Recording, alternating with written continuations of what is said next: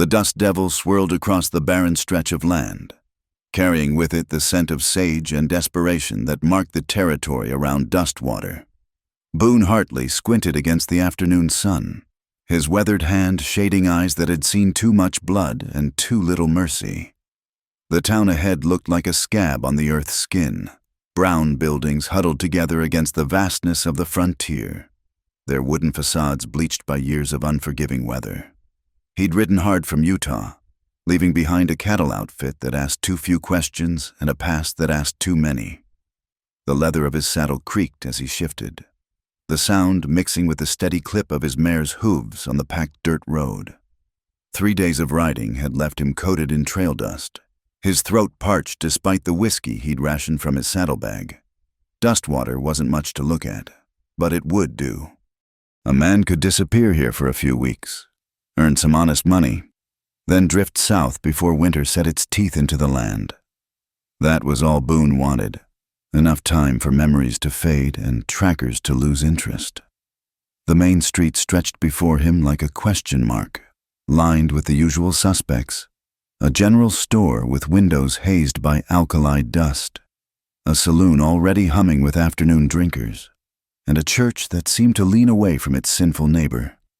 Women in calico dresses hurried along the boardwalks, their eyes carefully averted from the stranger riding in. Men lounged in doorways, measuring him with the calculating gaze of those who'd learned to spot trouble before it spotted them. Boone tied his mare to the hitching post outside the saloon. Inside, the air hung thick with tobacco smoke and the sour smell of spilled beer. Conversations died as he entered, then resumed in lower tones. He ordered whiskey from a bartender whose face looked like it had been carved from the same weathered wood as his establishment. "Looking for work," Boone said, his voice rough from the trail. The bartender's eyes narrowed. "What kind?" "The kind that pays and doesn't ask questions." A mirthless smile cracked the man's face. "You might try the Whitmore place, about 3 miles north. Follow the creek till you see a windmill that don't turn right. Woman there's been looking for help." "Woman?" "The widow. Clara Whitmore."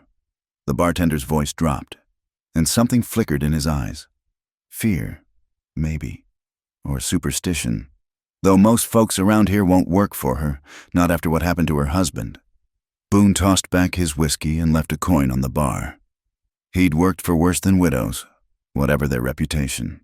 The ride to the Whitmore ranch took him through country that couldn't decide if it wanted to be desert or prairie. Scrub grass fought with cacti for dominance, while cottonwoods marked the meandering path of a creek that looked like it might give up and disappear come next drought. The windmill appeared exactly as described, its blades hanging crooked like a broken bird's wing. The ranch house squatted beyond it, a 2-story structure that had once held pretensions of grandeur but now wore neglect like a shroud. Paint peeled from its sides in long strips, and several shutters hung at drunken angles. The barn looked worse, its roof sagging in the middle as if exhausted by the weight of too many seasons. A woman emerged from the house as he approached, a rifle cradled in her arms with the easy familiarity of someone who knew which end meant business.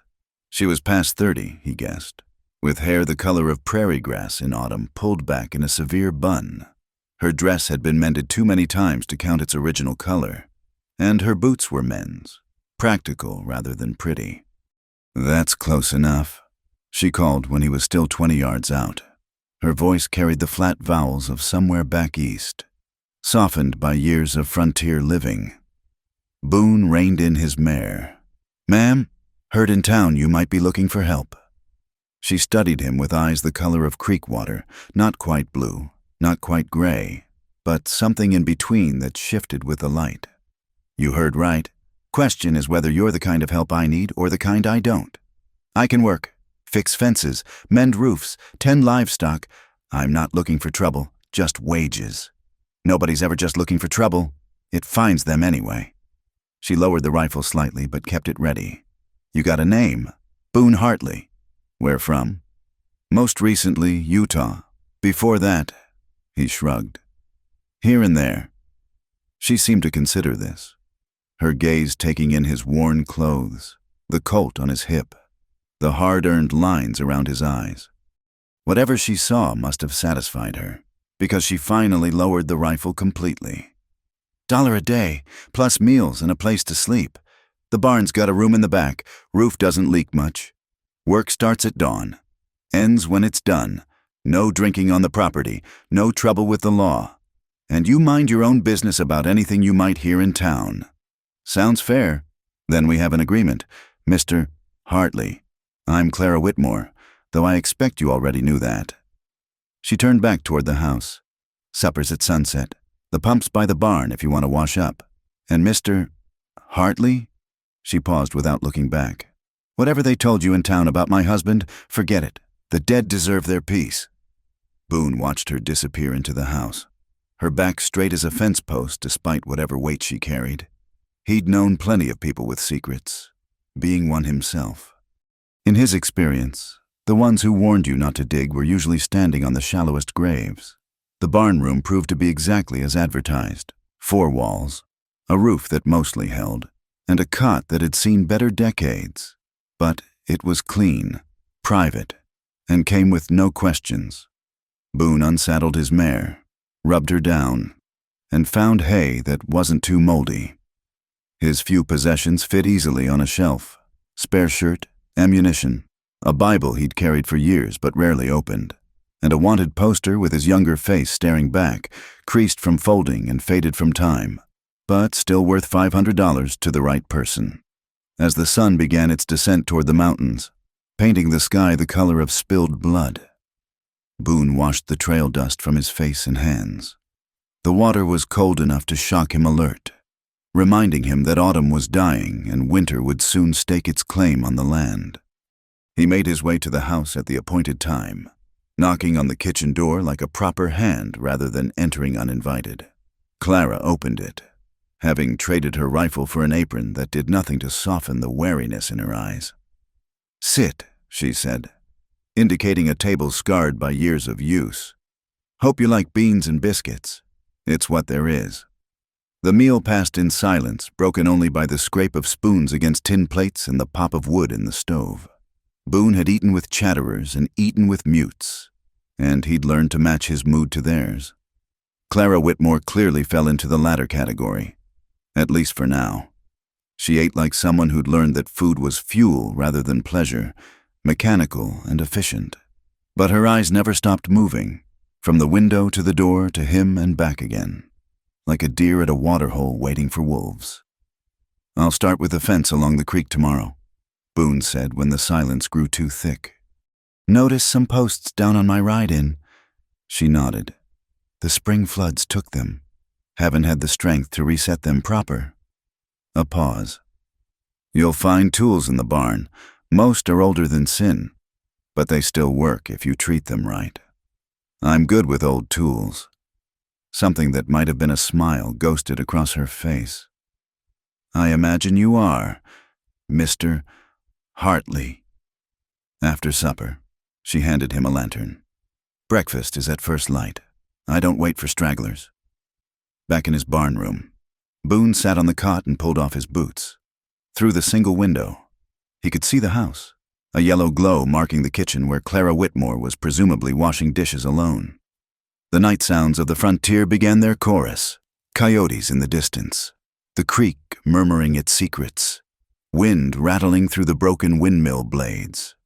He thought about what the bartender hadn't quite said, about the way the widow held her rifle, about the kind of accident that made a whole town whisper. But mostly he thought about nothing at all, which was a skill he'd cultivated over years of running. Tomorrow would bring fence posts and sweat and simple labor.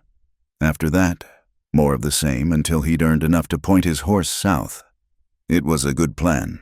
Solid, safe, somewhere in the darkness. A screech owl called, its cry like a woman's scream cut short.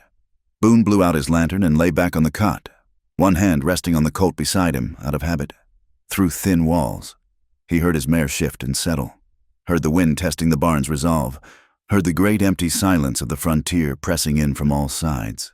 He closed his eyes and didn't think about Clara Whitmore eating alone in her kitchen, or the way she'd said the dead deserve their peace like someone who'd never found any for herself.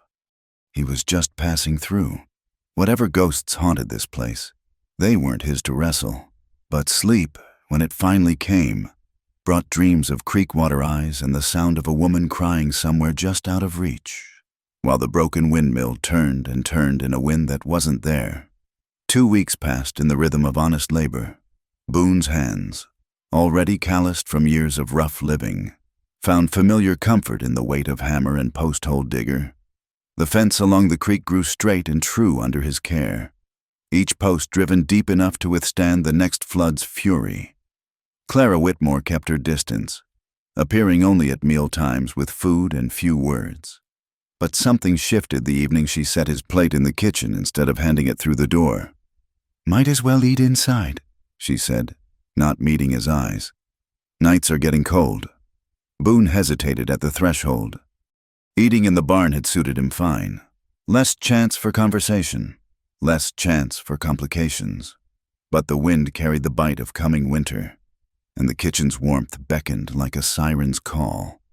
"Obliged," he said, taking the seat she indicated.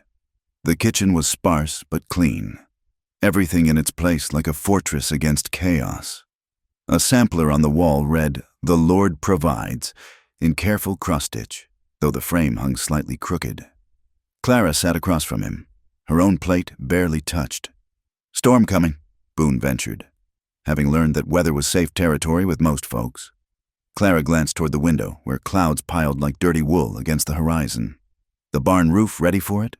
"Patched what I could. Should hold unless it's a real blow." She nodded, pushing beans around her plate. "My husband always said you could smell the big storms coming. Iron in the air, he called it." It was the first time she'd mentioned him voluntarily. Boone kept his voice neutral. "Man who works the land learns to read the signs."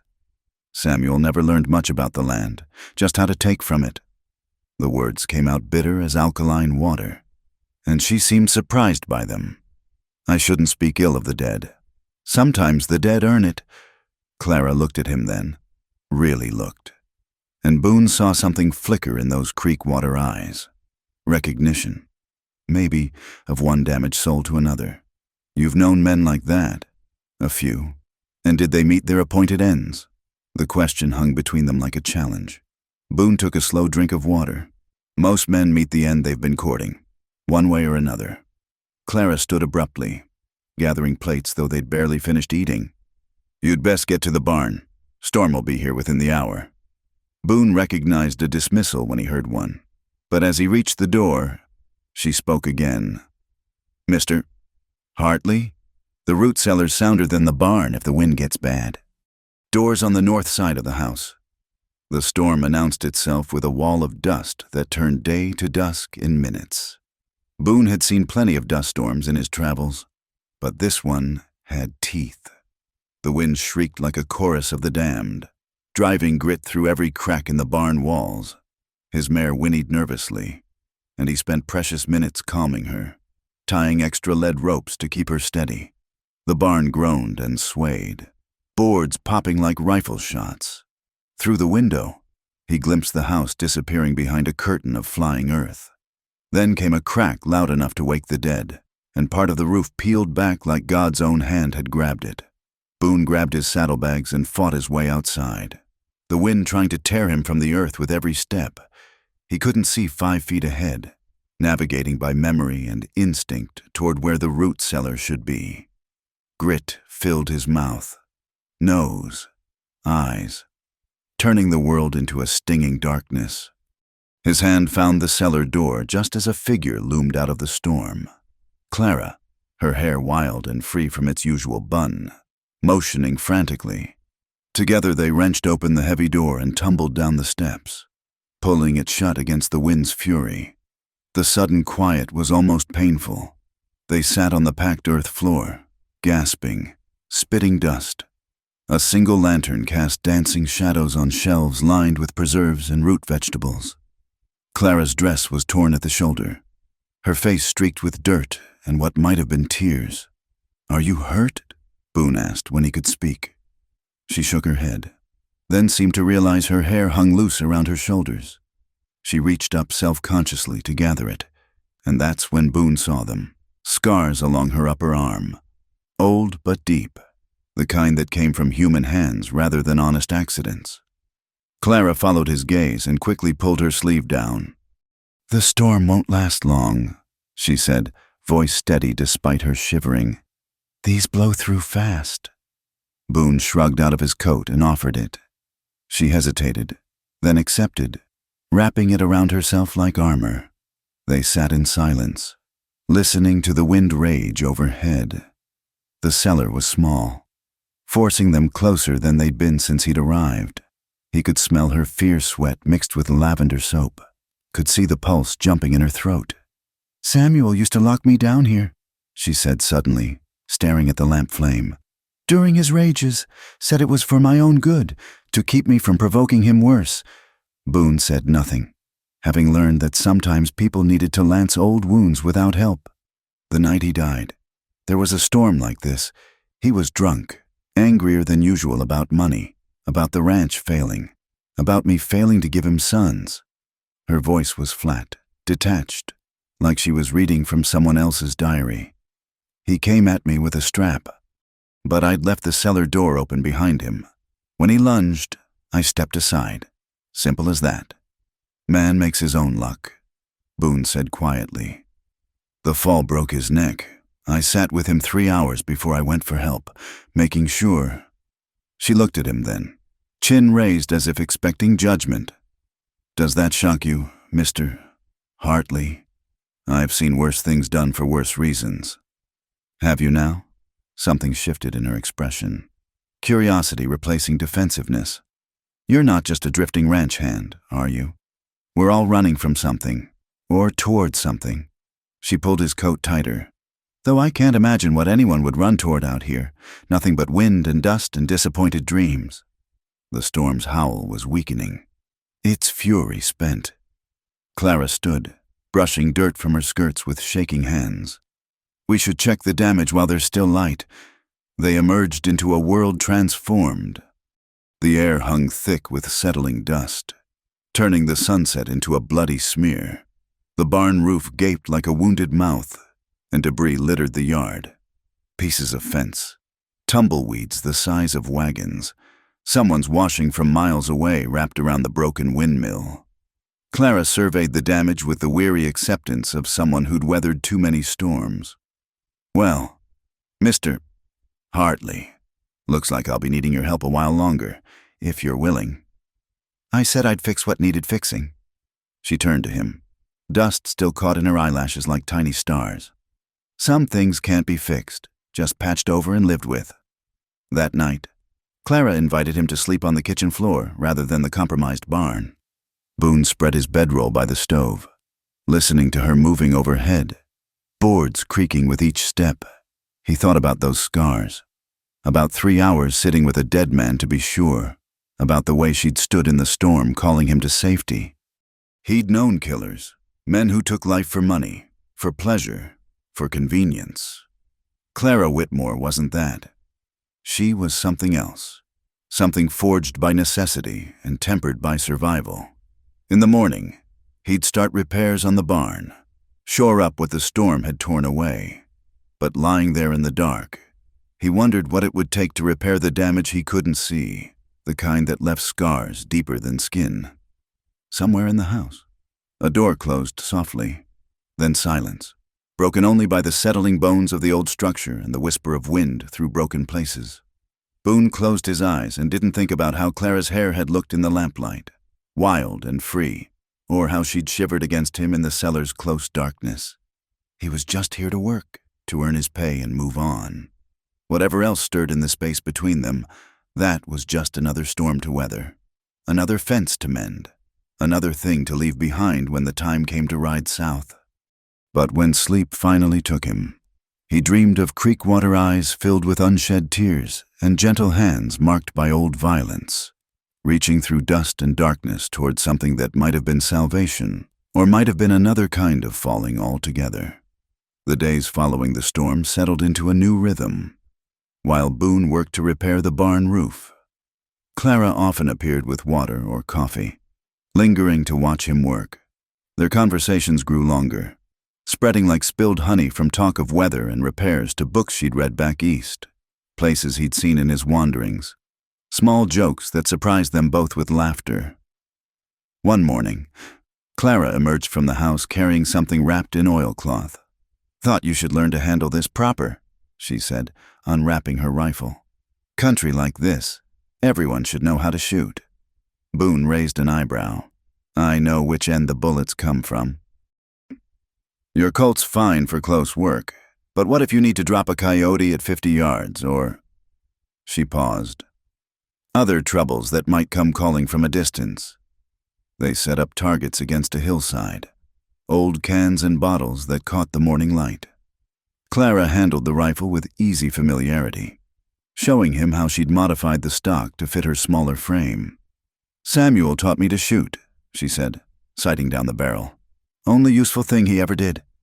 The rifle cracked, and a bottle exploded. Course, he came to regret it.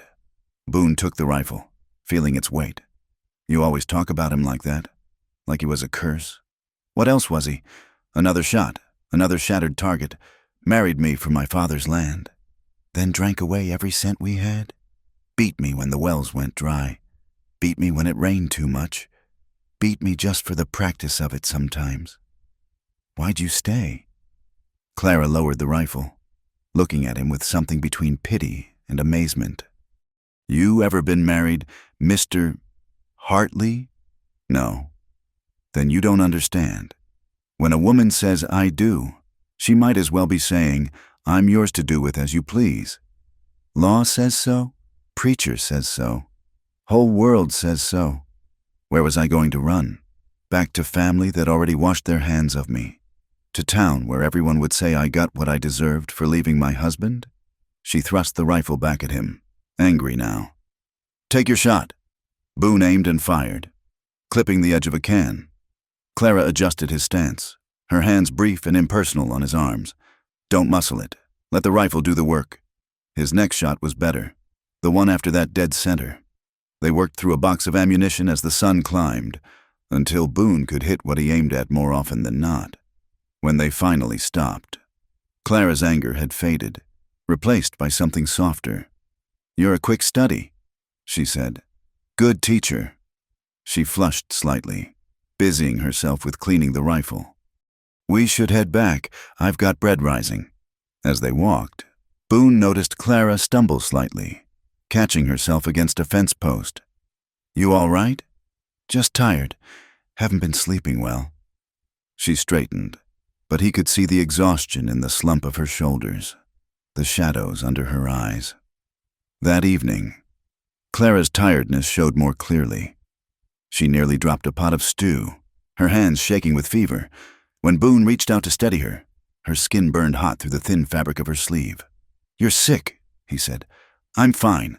But even as she said it, she swayed on her feet. "Bed, now. The dishes, we'll keep." He guided her toward the stairs, her body trembling against his. "Where's your room?" "Top of the stairs, on the left. But I can't, it's not proper." Proper went out the window when you nearly fainted into the stove. "Come on." Her bedroom was sparse as a nun's cell. Iron bedstead, washstand, a single chair. A photograph on the dresser showed a younger Clara beside a stern-faced man who must have been Samuel. Boone helped her sit on the bed, then knelt to unlace her boots. "You don't have to," she started. "Hush. You got any willow bark? Laudanum?" Cabinet in the kitchen, bottom shelf. He fetched water, medicine, clean cloths. Clara had managed to get under the covers, still in her dress but past caring about propriety. Her face was flushed, eyes too bright. When he pressed a cool cloth to her forehead, she sighed and caught his hand. "Don't leave," she whispered. "Please, I know it's not, but I can't stand being alone when the fever comes. It makes me dream of him." Boone pulled the chair beside the bed. "I'll stay." Through the long night, he tended her. The fever rose and fell like tides, bringing with it rambling words, sometimes about Samuel, sometimes calling for a baby that wasn't there. During the worst of it, she gripped his hand hard enough to leave marks, her body shaking with chills despite the heat pouring off her. Lost it, she mumbled at one point. Lost the baby after he kicked me. Bled for days. Doctor said I'd never. Boone smoothed her hair back, making soothing sounds. He'd seen men die of fewer wounds than this woman carried inside. Near dawn, the fever broke. Clara's breathing eased, her death grip on his hand relaxing into something gentler. She opened clear eyes to find him still beside her, stubbled and hollow-eyed from the vigil. You stayed, she said wonderingly. Said I would. She tried to sit up, noticed her disheveled state, and blushed. You must be exhausted. Rest? I'll bring some broth later. Boone. It was the first time she'd used his given name. What I said. In the fever. Fever makes people say all kinds of things. Don't remember any of it. The lie hung between them like a gift. Clara sank back into the pillows, but kept hold of his hand. I used to pray for someone to stay, during the worst times with Samuel. Just one person who wouldn't leave when things got ugly. I'm not much for prayers, Boone said, but I know about staying. They remained like that as sunlight crept across the floor, her hand in his. Silence filled with more words than either could say. Finally, Clara's eyes drifted closed, her breathing deep and even. Boone carefully extracted his hand and stood, joints protesting from the night's vigil. At the door, he looked back, in sleep. Clara's face had smoothed into something younger, almost peaceful. The morning light caught in her hair, turning it to copper and gold. Something twisted in his chest, sharp and unfamiliar. He went downstairs, made coffee, and sat at the kitchen table watching the sun climb. His life had been simple before. Ride, work, move on when the wind changed. Now there was this complication. This woman with her scars and her stubborn strength and her way of looking at him like he might be worth saving too. From upstairs came the sound of movement. In a moment, she'd probably try to get up, insist she was fine, push herself back into the armor of daily routine, and he'd let her, because that's what people like them did. They survived. They endured. They pretended not to need what they desperately wanted, but for now.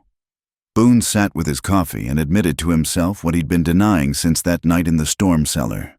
He was in trouble, the kind that didn't come with wanted posters or gunfights, but with creekwater eyes and fever-bright confessions and the feel of a woman's hand holding his like it was the only solid thing in a spinning world. Come spring, he'd told himself. He'd move on come spring. The lie tasted bitter as the coffee grounds in the bottom of his cup. The kiss haunted them like a ghost neither could exorcise. For 3 days after their near-death experience in the ravine, Boone and Clara moved around each other with the careful distance of dancers who'd stepped on each other's feet. She served his meals with downcast eyes. He worked from dawn to dusk on the farthest corners of the property, returning only when exhaustion demanded it. But the memory lingered, the taste of her mouth, desperate and alive.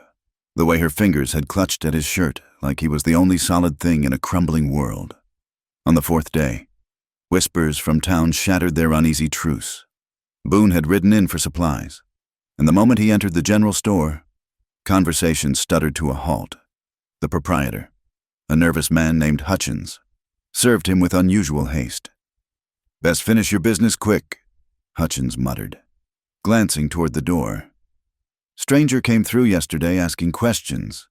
Had the look of a bounty hunter." Boone's hand instinctively checked the Colt at his hip.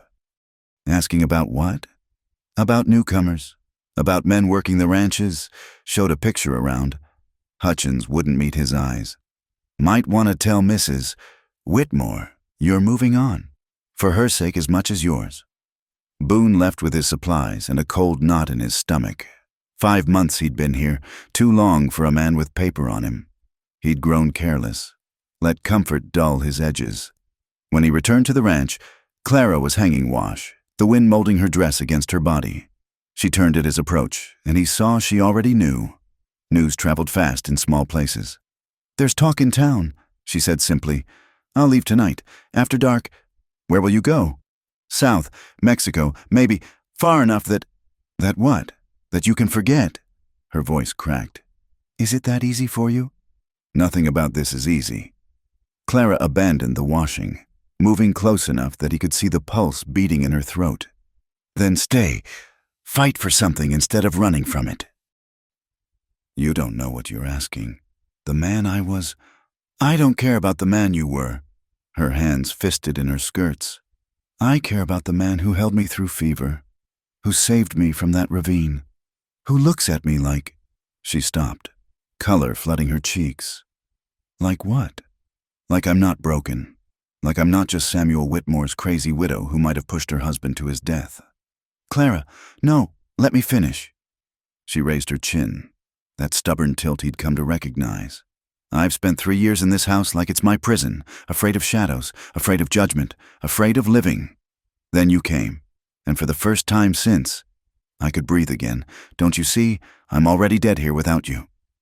The words hung between them like a challenge. Boone wanted to reach for her, wanted to run, wanted to curse the twist of fate that had brought him to her door. Instead, he did none of those things. Pack what you can carry, he heard himself say. We leave at midnight. Hope flared in her eyes. Together? You can't. It's not safe. There's $500 on my head, and the men who want it don't care who gets hurt in the collecting. I'll get my money from the bank. We can... Clara, no! He caught her shoulders, felt her trembling beneath his hands. I won't drag you into my mess. I'll send word when I'm settled. When it's safe, she wrenched away from him. Don't lie to me, not you. Tears stood in her eyes but didn't fall. You'll ride out, and I'll never hear from you again. That's how men like you disappear, completely. It's better that way. For who? The question came out raw. For you, maybe, but I'll still be here, waiting for word that'll never come. Jumping at every rider on the horizon, thinking it might be you. Boone turned away, unable to bear the pain in her face. I'm sorry, she laughed, bitter as alkali. That's what Samuel used to say after, sorry doesn't mean a damn thing. She fled to the house, the door slamming behind her like a gunshot. Boone stood in the yard, hands clenched, fighting every instinct that screamed at him to follow. But what could he offer her? A life on the run, always looking over their shoulders, waiting for the past to catch up with a bullet. He worked until full dark, preparing his gear, saddling his mare. As the moon rose, he made one last check of the ranch, fences mended, barn solid, everything Clara would need to manage alone or until she could hire new help. At the appointed hour, he led his horse from the barn. The house stood dark and silent. Part of him had hoped. But no, it was better this way. Cleaner. He was adjusting his saddle when she appeared, dressed for travel, carrying a single bag. Clara, I'm going to my cousin in Denver, she said, voice steady as stone. The ranch can rot for all I care. I'm done with this place. Done with its ghosts. You can't just watch me. She moved past him toward the barn. I'll take the wagon. You needn't worry. We won't be traveling the same direction. This is foolish. In the morning. When you've thought clearly... Clara whirled on him then, eyes blazing. Don't you dare patronize me. I've made my choice, same as you've made yours. The only difference is I'm not pretending it's for anyone's good but my own. She disappeared into the barn, and soon he heard the creak of wagon wheels. When she emerged, driving the old buckboard with her few possessions in back, she didn't look at him, just snapped the reins and headed for the road. Boone stood frozen, watching her go. Every instinct screamed at him to stop her, to admit the truth, that leaving her was like tearing off his own arm, that the thought of never seeing her again was worse than any bullet. The wagon reached the road and turned east toward town. Soon she'd be just another shadow in the darkness, another ghost in his collection of regrets. His feet moved before his mind caught up, running, stumbling over the uneven ground, calling her name. The wagon slowed, stopped. Clara sat rigid on the seat, not turning. You win, he said when he reached her, breathing hard. God help us both, but you win. She finally looked at him then, tears streaming down her face. I'm not trying to win anything. I'm trying not to lose everything. You don't know the things I've done. Then tell me. On the road. Tell me everything. Let me decide what I can live with. Boone reached up, and after a heartbeat's hesitation, Clara took his hand and climbed down. They stood in the moonlight, her bag at their feet, the future uncertain as prairie lightning. We'll need supplies, he said finally. Money from the bank won't be available until morning, and by then, I have some hidden. Not much, but enough to get us started. She touched his face, her fingers cool against his skin. Are you sure? Once we leave, I've been leaving places all my life, Boone said. This is the first time it feels like I'm heading toward something instead of away. They worked quickly, efficiently, loading the wagon with what they could: food, blankets, ammunition, the little money Clara had squirreled away. As they prepared to leave, Clara paused at the gate, looking back at the house that had been both shelter and prison. No regrets? Boone asked. 1,000, she admitted, but none about this. As the wagon rolled away from the Whitmore ranch, Boone riding alongside, neither of them looked back again. Ahead lay uncertainty, danger, the constant threat of his past catching up. But for the first time in years, Boone felt something besides the weight of running, beside him. Clara handled the reins with steady hands, her face set toward whatever came next. They were fools, probably, desperate people making desperate choices. But sometimes, Boone thought, desperation was just another word for hope. The stars wheeled overhead, indifferent to human struggles. As they disappeared into the vast darkness of the frontier, two souls who'd found each other in the wreckage of their lives, gambling everything on the chance that together they might find something worth saving. The morning sun climbed blood-red over the canyon walls, painting the rocks in shades of violence. Boone had risen before dawn, as was his habit, leaving Clara sleeping in the small camp they'd made in a grove of cottonwoods. He'd meant to scout the trail ahead, make sure their path was clear. He should have known better, should have remembered that in his life. Peace was always the pause before gunfire. The first shot caught him high in the shoulder, spinning him around before he even heard the rifles crack. The second took his horse, his faithful mare screaming as she went down. Boone rolled behind a boulder as more bullets sparked off the rocks, his mind calculating angles and odds even as blood soaked through his shirt. Two shooters, from the sound of it, positioned on the ridge above, patient enough to wait for clean shots. Professional hunters, not amateur glory seekers. Boone Hartley, the voice echoed off canyon walls. Worth the same dead or alive. Friend, your choice how this goes. He pressed his back against the rock, checking his Colt. 6 shots against rifles with the high ground. His shoulders screamed when he moved, but the bones seemed intact. Small mercies. 30 seconds to decide, the voice called. Then we come down and take you in pieces. Back at camp, Clara would have heard the shots. She'd know what they meant. If she was smart, and she was, she'd take the wagon and run. Get clear while the hunters were focused on him. It's what he'd tell her to do. What any sensible person would do. The scrape of boots on gravel told him she wasn't sensible at all. Clara appeared around the bend, driving the wagon at a dead run, her rifle already raised. She fired without slowing, and Boone heard a curse from the ridge as one shooter ducked. The wagon slewed sideways in a cloud of dust, Clara rolling out the far side as bullets shattered the wooden boards. "Damn it, woman!" Boone growled, but he was already moving, using her distraction to gain better cover. What followed was the longest 10 minutes of his life. Clara had taken position behind the wagon, firing with the methodical patience he'd taught her. Every time the hunters tried to advance, she put lead close enough to make them reconsider, but they had ammunition to burn and time on their side. Soon enough, Clara's rifle clicked empty. "That's it, then," the lead hunter called. "Come out peaceful-like, Hartley. We'll let the woman go." "Like hell," Clara shouted back. Boone saw it then, the flicker of movement as one hunter tried to flank them. He fired twice, was rewarded with a howl of pain, but the motion pulled at his shoulder wound, and his third shot went wide. The second hunter saw his chance and took it. Clara cried out, a sound that hit Boone like a physical blow. He turned to see her clutching her side, blood seeping between her fingers. She looked at him with wide, shocked eyes before sliding down against the wagon wheel.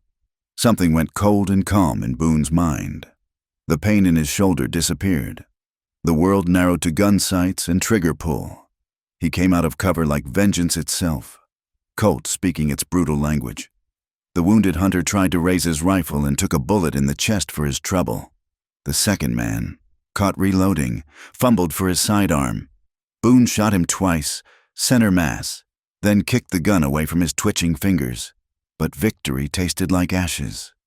Clara lay crumpled by the wagon, her breathing shallow and quick. Boone dropped beside her, pressing his hands over hers on the wound.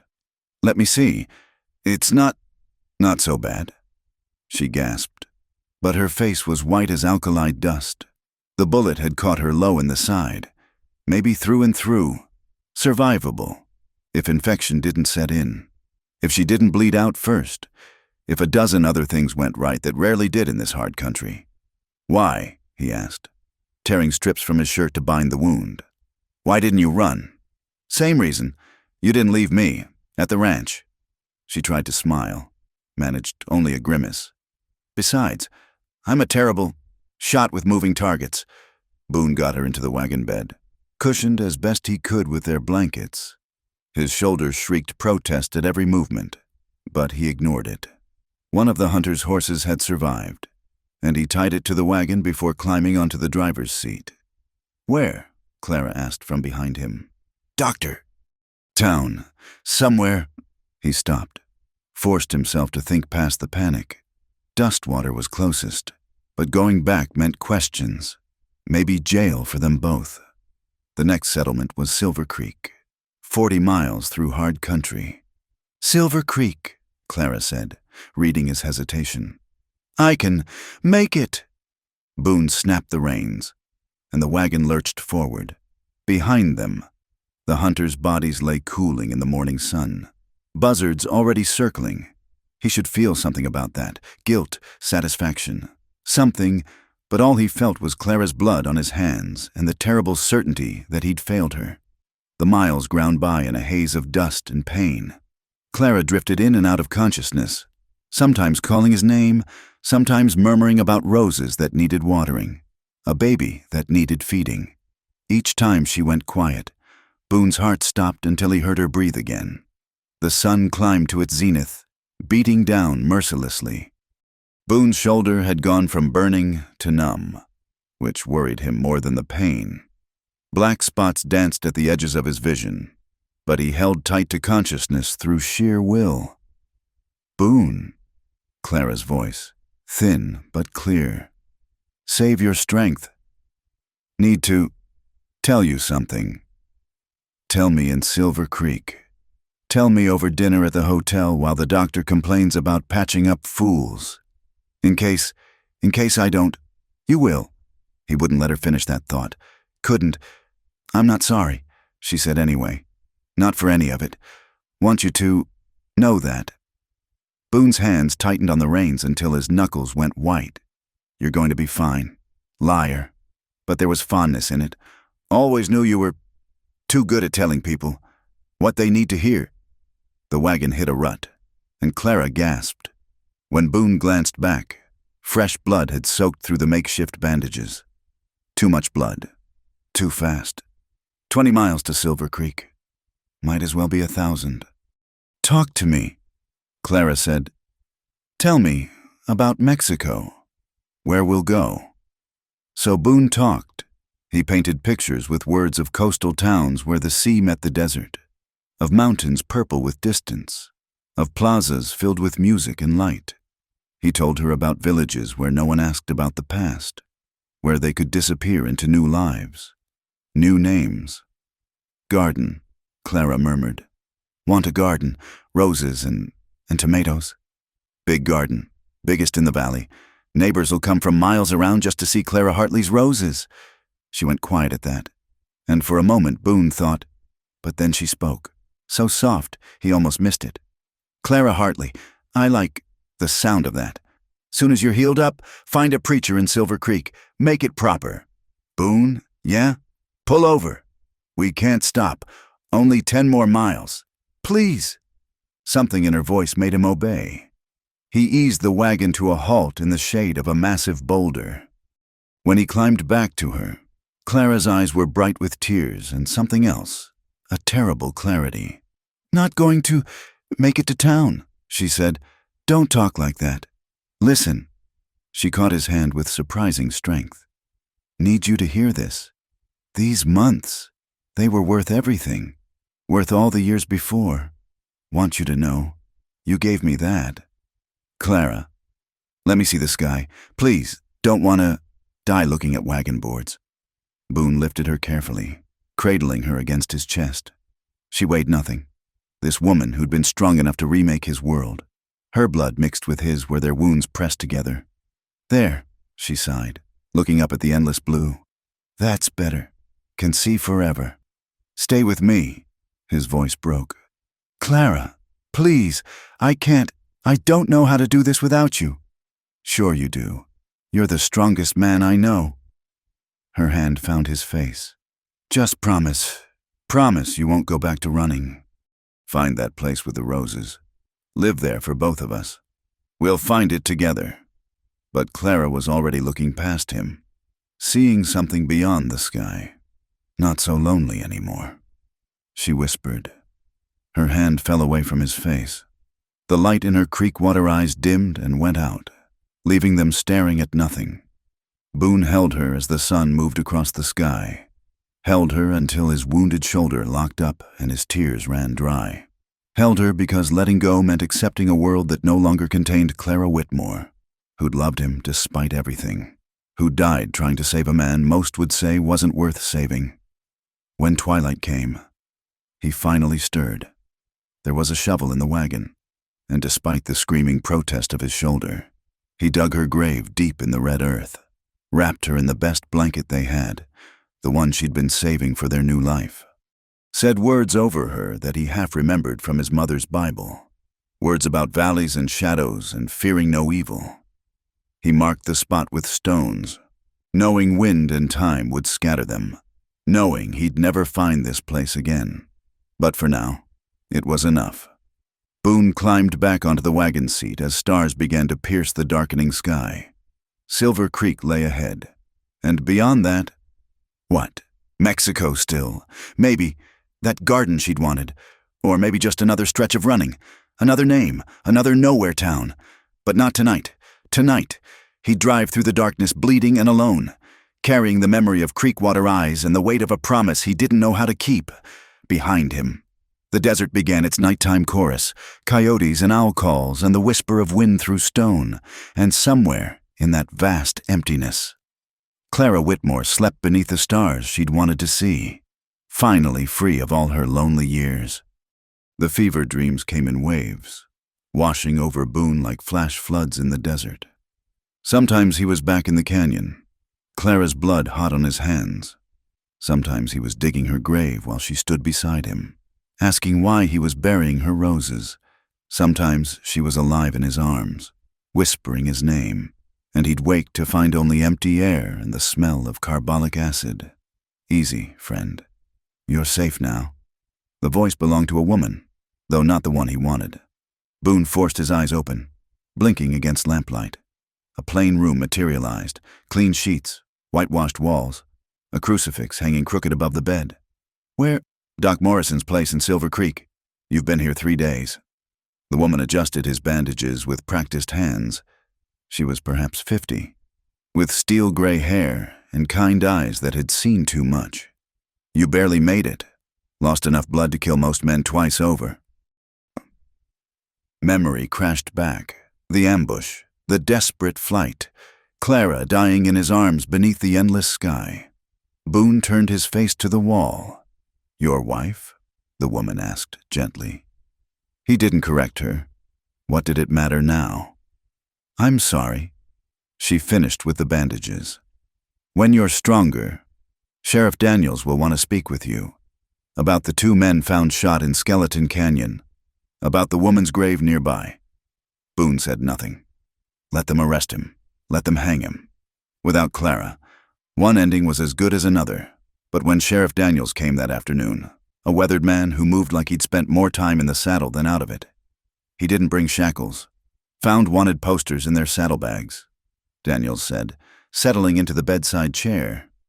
Jake and Tom Morrison, no relation to our doc. Thank the Lord, bounty hunters out of Texas with reputations dark as sin. He studied Boone. Also found your poster. $500, dead or alive, for crimes in Kansas and Missouri. So I did some checking. Telegraph's a wonderful thing. Turns out Boone Hartley was reported killed in a fire in Topeka 2 months back. Body burned beyond recognition, but enough effects survived to satisfy the authorities. Daniels leaned back. Funny thing, that... Boone met his gaze steadily. Way I see it, the sheriff continued. Jake and Tom murdered some poor woman, then got themselves killed by persons unknown. Tragic all around. As for you, he stood. Don't know who you are, friend, but Boone Hartley's dead and buried. I'd suggest you remember that. After Daniels left, Boone lay staring at the ceiling. A second chance, handed to him like an unexpected gift. 6 months ago, he'd have seen it as providence, a sign to move on and start fresh. Now it felt like mockery. What good was freedom without her to share it? But Clara's voice echoed in his memory. Promise you won't go back to running. Find that place with the roses. So when his strength returned, Boone didn't run. He took what work he could find in Silver Creek, mucking stables, unloading freight. Honest labor that left him exhausted enough to sometimes sleep without dreams. He rented a small room above the mercantile and began the slow process of learning to live with her absence. The letter came 2 months later, delivered by a dusty rider who'd tracked him through 3 towns. You Ben Harper? The rider asked, using the name Boone had taken. That's me. Woman in Dustwater said to find you. Paid good money to make sure this reached your hands. The envelope was thick, official-looking. Inside, Boone found 3 documents, a bank draft for $800, a deed to the Whitmore Ranch, and a letter in Clara's careful script. His hands shook as he read. My dearest Boone, if you are reading this, then my fears have come to pass, and I am no longer with you. Please don't blame yourself. Every moment we had was worth whatever price I've paid. I'm writing this the night before we leave, while you prepare the wagon. You don't know that yesterday I went to town and met with Mr. Jameson at the bank. I've sold the eastern section of the ranch to the Cattlemen's Association, land I could never work anyway. The money is yours now, enough to start fresh wherever you choose. The ranch itself I cannot sell. It belongs to you if you want it, but I suspect you won't. Too many ghosts for both of us. Perhaps you'll find someone who needs a new beginning as badly as we did. You spoke of Mexico, of gardens and mountains and a place where the past couldn't follow. Go there for me. Plant those roses we talked about. Live the life we dreamed of, even if you must live it alone. But Boone, please don't live it alone forever. You have too much love in you to bury it with me. When you're ready, let someone else see the man I saw. You deserve happiness, my darling. Promise me you'll try to find it. All my love. Clara. The letter blurred. Boone wiped his eyes with the back of his hand, then read it again, hearing her voice in every word. That night, he sat by his window watching Silver Creek go about its evening routines, shopkeepers closing up, families heading home for supper, ordinary people living ordinary lives. Once, that normalcy had seemed like a prison to escape. Now it looked like something Clara had died trying to give him. He thought about their night in the barn, when she'd asked him not to leave her alone. He'd held her then, thinking he was giving her comfort. Only now did he understand she'd been saving him. From the running, from the emptiness, from a life measured only in miles between disasters. I wasn't strong enough to save you, he whispered to the darkness. But maybe I can be strong enough for this. Come morning, Boone withdrew half the money from the bank and had Jameson wire the rest to a mission in Sonora that helped women escape bad situations. Clara would have liked that. Then he bought supplies and a good horse, one that reminded him of his lost mare. He rode out at sunset, but not running this time, heading toward something instead of away, south toward Mexico, toward mountains and possibility, toward a garden that existed now only in promises and dreams. The past was done with him. Sheriff Daniels had made that clear. Boone Hartley was dead, his crimes buried with his name. Ben Harper could be anyone, do anything, love again someday when the wound wasn't so raw. 3 days out of Silver Creek, he stopped at a general store in a town whose name he'd already forgotten. The proprietor's daughter, a young woman with gentle hands, helped him select seeds. Roses.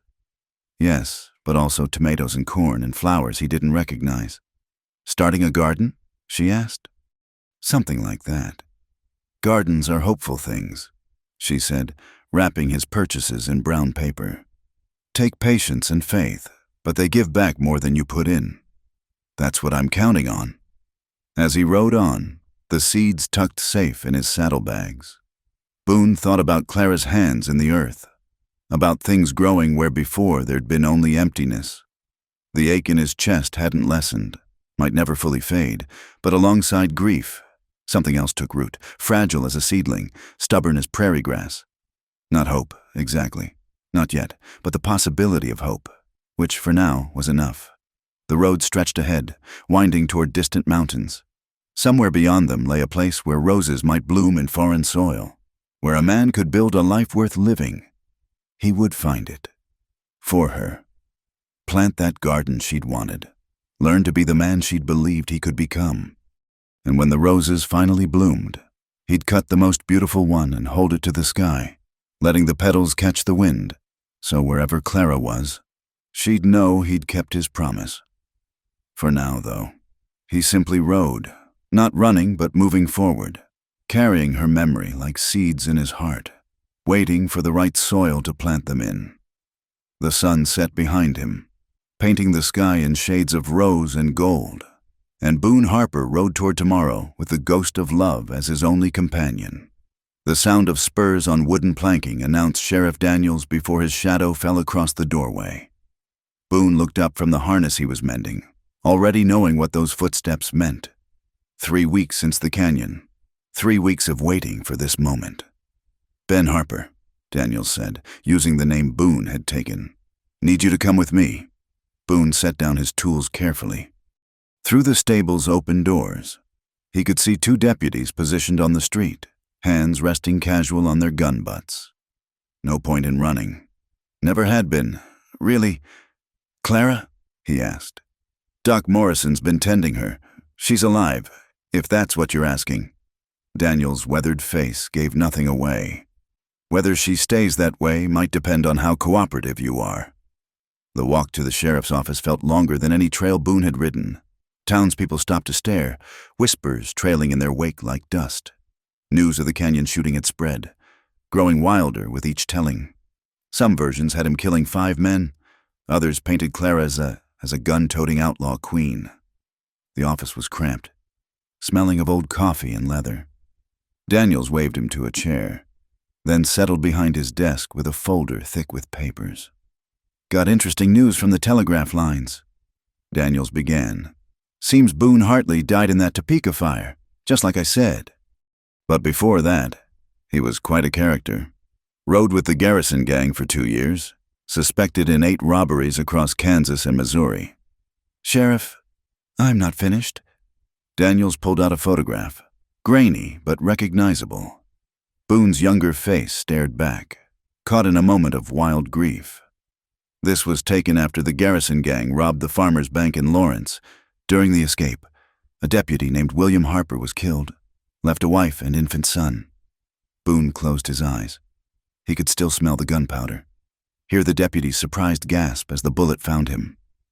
Thing is, Daniels continued, witnesses say it was Jake Garrison himself who shot Harper, not the young kid riding with him.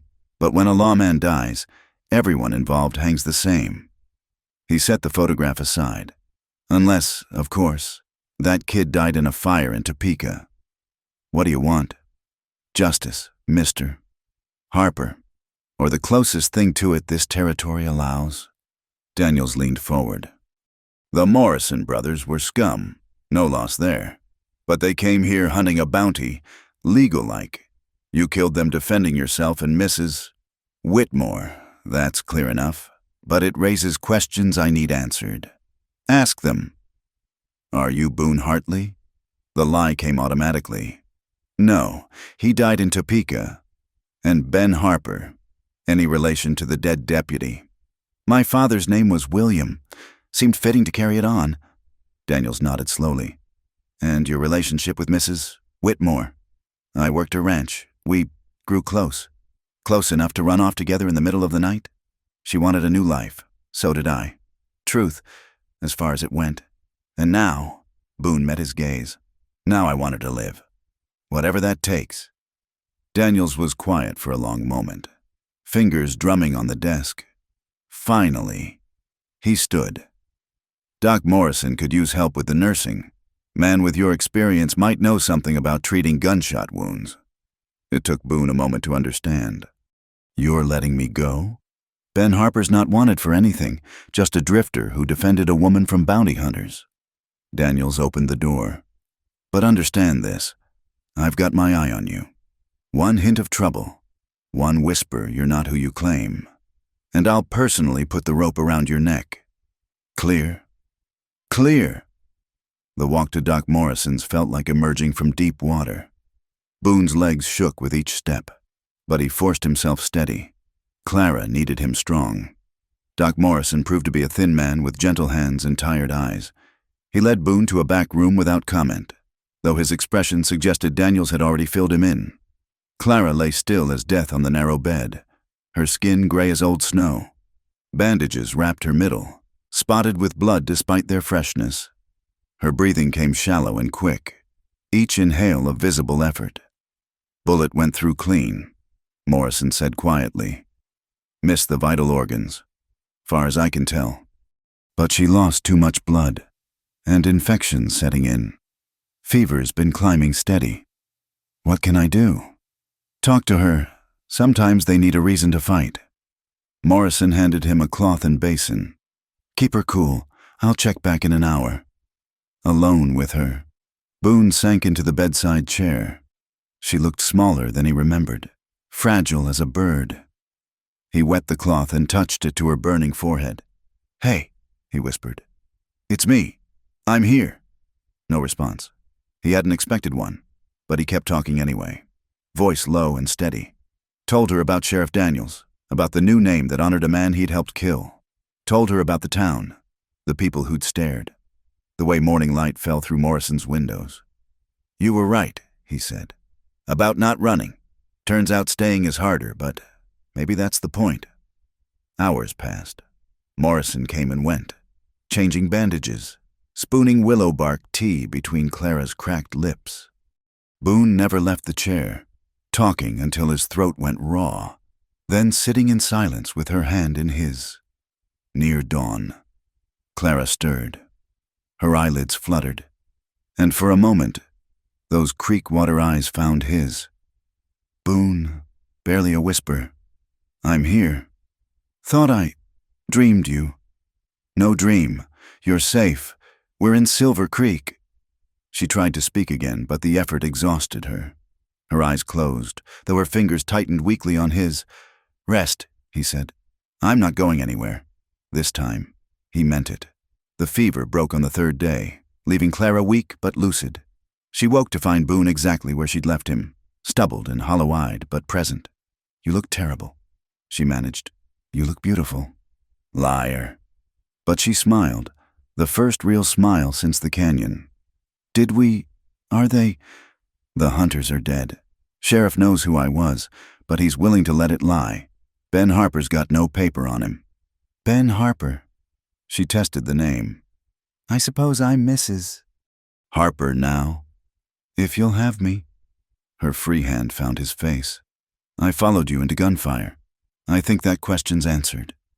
Morrison declared her out of immediate danger the next week, though recovery would be slow. The town, having nothing better to gossip about, split between those who saw romance in their story and those who smelled scandal. Boone ignored them all, focused on Clara's needs. He rented them a small house at the edge of town, 2 rooms and a kitchen that caught the morning light. While Clara slept, he worked, breaking horses, hauling freight, anything that paid honest money. In the evenings, he'd sit by her bed and they'd plan their future. "Still want to go to Mexico?" he asked one night. "Eventually," but she shifted carefully, mindful of her healing wound. "I was thinking, that money from the ranch, it's enough to start something here. A business, maybe, something that's ours." "What kind of business?" "A boarding house, for women, mainly. Those who need a safe place, a new start." Her eyes held that stubborn tilt he'd missed. "Like I did." Boone thought of the mission in Sonora he'd planned to donate to. This seemed better. Clara's dream, not just his guilt money. "We'd need a bigger place. The old Stratton house is for sale. 6 bedrooms, good kitchen, needs work, but..." She squeezed his hand. "We're good at fixing broken things." They were married a month later, when Clara could stand long enough for the ceremony. Sheriff Daniels served as witness, his presence a reminder and a warning both. The few townsfolk who attended seemed more curious than celebratory, but Boone found he didn't care. All that mattered was Clara's hand in his and the simple gold band, bought with honest money, that made it official. That night, in their rented house, they lay careful together, mindful of her still tender wound. Clara traced the scar on his shoulder where the hunter's bullet had struck. "We match now," she said softly. "Inside and out." She was quiet for a moment. "Do you regret it?" "Not going to Mexico, not disappearing completely. Only thing I regret is you getting hurt. That wasn't your fault, wasn't it?" The old guilt stirred. "If I hadn't brought my past to your door..." Clara stopped him with a kiss, gentle but firm. "Our past. We face it together now. The good and the bad." Outside, Silver Creek settled into sleep. Somewhere a dog barked, and the night wind carried the distant sound of piano music from the saloon. Ordinary sounds of an ordinary town, where Ben and Clara Harper were building an ordinary life. It wasn't the dramatic escape they'd planned, wasn't the exotic paradise of his promises, but holding Clara in the dark, feeling her breathe against him. Boone understood this was better. This was real, built on truth instead of running, on facing consequences instead of fleeing them. Tomorrow would bring more work, more whispers, more challenges as they carved out their place in this town. But tonight, they were together, alive, and legal in the eyes of God and man. For 2 people who'd lived so long in shadow, stepping into the light felt like the bravest thing they'd ever done. 6 months had passed since the canyon, 6 months of healing and building and learning to breathe without looking over their shoulders. The morning Boone returned to Dustwater. Frost sparkled on the October grass like scattered diamonds, and his breath clouded in the crisp air. He'd expected the town to look different somehow, marked by all that had happened. But Main Street stretched before him unchanged. The same weathered storefronts, the same dogs sleeping in patches of sun, the same suspicious faces tracking his progress. Only he had changed, the wild edge worn smooth by months of ordinary life. The sheriff's office was his first stop. Not Daniels from Silver Creek, but Dustwater's own Marshal Getty, a man who'd held the position through sheer stubbornness and a fast draw. "Ben Harper," Getty said, looking up from his desk. "Heard you might be coming back. My wife owns property here, the Whitmore place." "Your wife?" Getty's tone held volumes of unspoken opinion. "That's what we're calling it now? That's what the marriage certificate calls it." The 2 men studied each other. "Finally," Getty shrugged. "Clara Whitmore, Harper, never caused me no trouble except for that business with her late husband. You planning to stay?" "Just settling affairs. The ranch is for sale. Plenty of folks interested in that land, good water rights." Getty leaned back. "You might want to know, there've been questions. Men came through about 2 months back, asking about a drifter and a widow who disappeared sudden-like." Boone kept his face neutral. And nothing. Boone Hartley died in Kansas. Clara Whitmore married proper and moved on. That's all anyone here knows. Getty's eyes were hard but not unkind. Keep it that way, and we'll have no problems. The ride to the ranch felt like traveling backwards through time. Each landmark carried memories. The spot where he'd first seen Clara with her rifle, the creek where he'd set fence posts, the ravine where they'd kissed with death breathing down their necks. The house stood empty but intact. Someone, neighbors, maybe, or hired hands, had maintained the basics. No broken windows, no caved-in roof, just dust and silence and the weight of abandoned dreams. Boone walked through the rooms, seeing ghosts in every corner. Here, Clara serving his first meal in wary silence. There, the kitchen where she'd invited him to eat inside. The stairs she'd climbed that fever night, leaning on him for strength. In her bedroom, the photograph still stood on the dresser, Clara young and uncertain beside Samuel's stern face. Boone picked it up, studied the girl she'd been before life carved its lessons into her. Then he set it carefully in his saddlebag. She might want it someday, when the wounds had healed enough to look back without flinching. Figured I'd find you here. Boone turned to find Clara in the doorway, travel-dusty but whole. She moved carefully still, favoring her left side where the bullet had torn through, but her color was good, her eyes clear. "Thought you were staying in town," he said. "Thought you were handling this alone."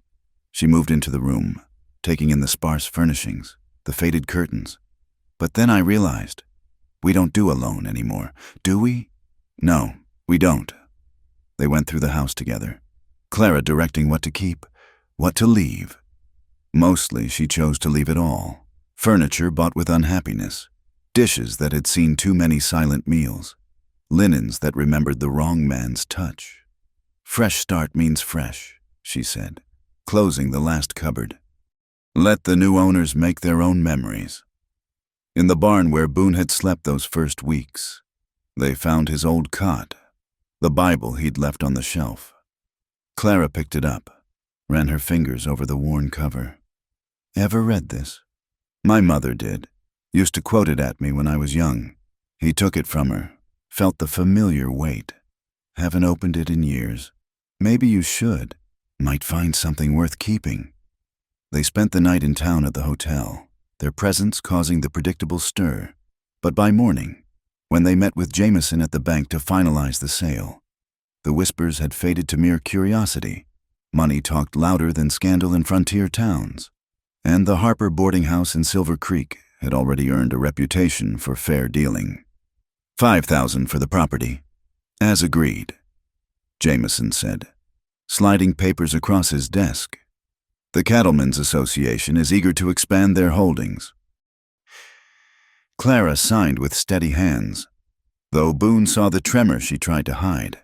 Selling the ranch meant closing the last chapter of her old life. Good riddance though it was. "There's one more thing," Jameson added.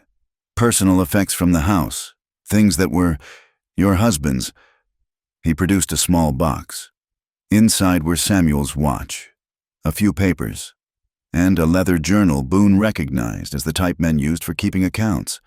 Clara opened it, flipped through pages of cramped writing, then stopped. "Look at this." The entry was dated 2 weeks before Samuel's death. "C. grows more willful daily. Speaking of leaving, of seeking divorce, cannot allow such shame. Will teach her proper submission if it kills us both." Clara closed the journal carefully. "Evidence, if anyone ever questions what happened that night." "Burn it," Boone advised. "No." She tucked it into her bag. "Someone might need to see this someday. Some other woman seeking proof that she's not crazy, that the danger is real. We're opening our house to women like that. Remember? They left Dustwater that afternoon, but not before Clara insisted on one last stop. The cemetery sat on a hill overlooking town, windswept and sparse. Samuel's grave was marked with a simple stone bearing only his name and dates. Clara stood before it for a long moment, Boone beside her but not touching, letting her have this reckoning. "I forgive you," she said finally. "Not for your sake, you don't deserve that, but for mine, I won't carry you anymore. Samuel, I won't let what you did define what I become." She turned away without looking back, took Boone's offered arm. Now I'm ready." The ride back to Silver Creek took 2 days, unhurried and peaceful. They camped the first night by a stream, cooking simple food over a small fire. Clara leaned against him as stars emerged, her hand finding the scars on his shoulder. "Do you think we'll ever stop looking over our shoulders?" she asked. "Maybe not completely, but it gets easier. The boarding house is doing well. 3 women already, and inquiries about more. You're good with them. They trust you, because I understand." She shifted to look at him. "That's why we survived, isn't it? We understood each other's damage. That's part of it." He pulled her closer. "The other part was pure stubbornness." She laughed. The sound brightened the darkness. "Clara Harper, too stubborn to die. I like the sound of that." When they reached Silver Creek the next evening, their house glowed with lamplight. Maria, one of their boarders, had left supper warming on the stove. The room smelled of fresh bread and lavender sachets, of new paint and possibility. Later, in their bedroom, the one with east-facing windows that caught the morning sun, Clara unpacked the few things she'd brought from Dustwater. The photograph of her younger self went into a drawer, face down. Samuel's journal went into a lockbox, evidence saved for someone else's salvation. "No more ghosts," she said, turning to Boone. "Just us, building forward." He drew her close, mindful still of her healing wound, but no longer afraid of breaking her. She was stronger than that, had always been. They both were.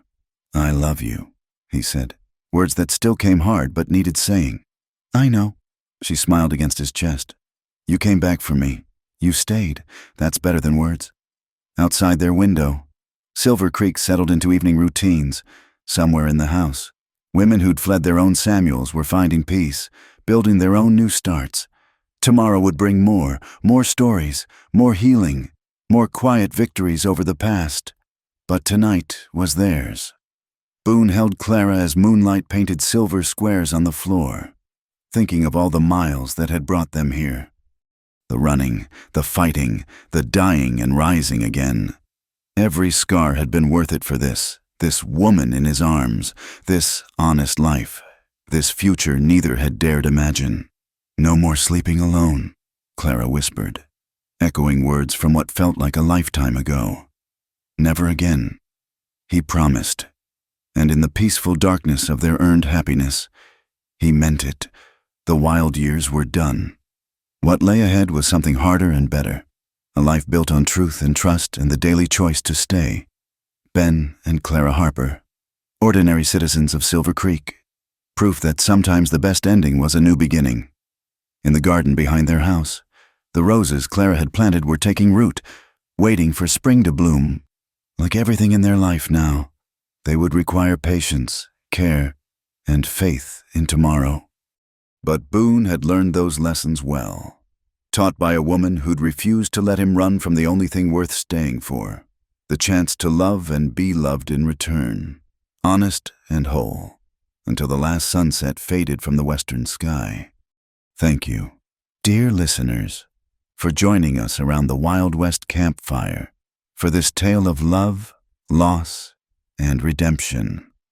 We'd love to hear where you're listening from, whether you're driving through the wide-open plains, cozied up at home, or perhaps even somewhere out in the frontier lands that still remember stories like Clara and Boone's. Please subscribe to Wild West Campfire. Leave us a comment about what touched your heart in this story, and share your own thoughts about second chances and the courage to stay when every instinct says run. Until next time, partners, keep those campfires burning and those stories alive.